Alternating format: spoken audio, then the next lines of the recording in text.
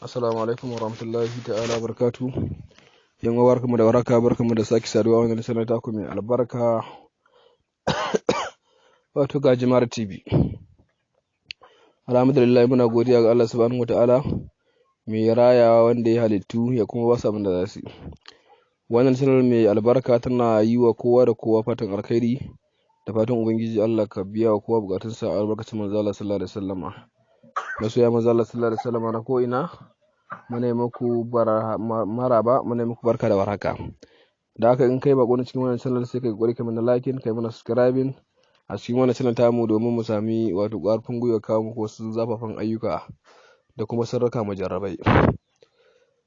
Da haka ina mai neman maganin shawara wanda kullum ta Allah daga ci sai dai bacci, sai dai ringa bin wannan inuwa zuwa wannan inuwa, saboda shawara ta mai katutu ya zama fitsarin su tamkar me za a ce dorawa, an kada dorawa a kofi an zubar. Kore yaushe idanunsa duka ya zamanto yana kadawa saboda shawara da kasala da nauyin bacci, wanda ba zai samu damar tashi ya ayyukan sa balantana ma yayi abin da ya kamata domin samun ci gaban rayuwa. To inda yake da fama da wannan matsala ta shawara, to insha Allah sai biyu musanna a hankali in Allah dan ya amfani da wannan zai samu natija kuma zai samu sauki, zai fitsarar da ita a fitsarinsa albarkacin manzo Allah sallallahu alaihi wasallam.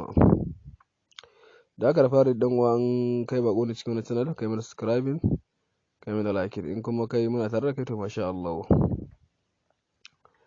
Na farko mutum zai rubuta wato ayatul kursi yawa kafa 3, yawa mutum ya rubuta kafa 3 zai rubuta da wato da allo na sha kenan.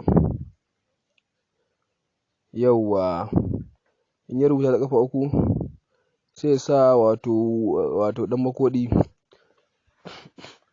abin da ake ce masa dan makodi wato ruwan gatari kenan karami haka, sai ya sa shi a wuta.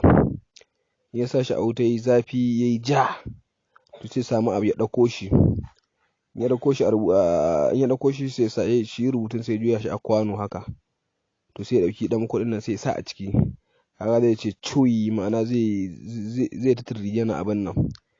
To da wannan turaren ya dan yi lafa, to sai ka dauka sai ka sha. Yau sai ka sha, to haka zaka yi tsawon kwana 3.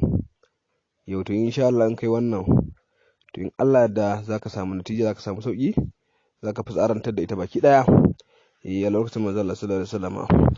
Haka na wanda suke neman maganin basir kaifiyan ko basir mai tsiro ko mai sa ciwon ciki ko mai sa ciwon baya ko makamanci haka, ko kuma wanda suke neman maganin sanyin mara da kuma sanyi normal wanda za su fitsaratar da shi, sai ya lalabe mu ta 08105878236 domin samun ƙarin bayani. To masha Allah muna godiya ga Allah, muna salatu da sallama a shugaba da Allah da sahabbai da wanda suka biya addini da gaskiya. Assalamu alaikum warahmatullahi ta'ala barakatuh.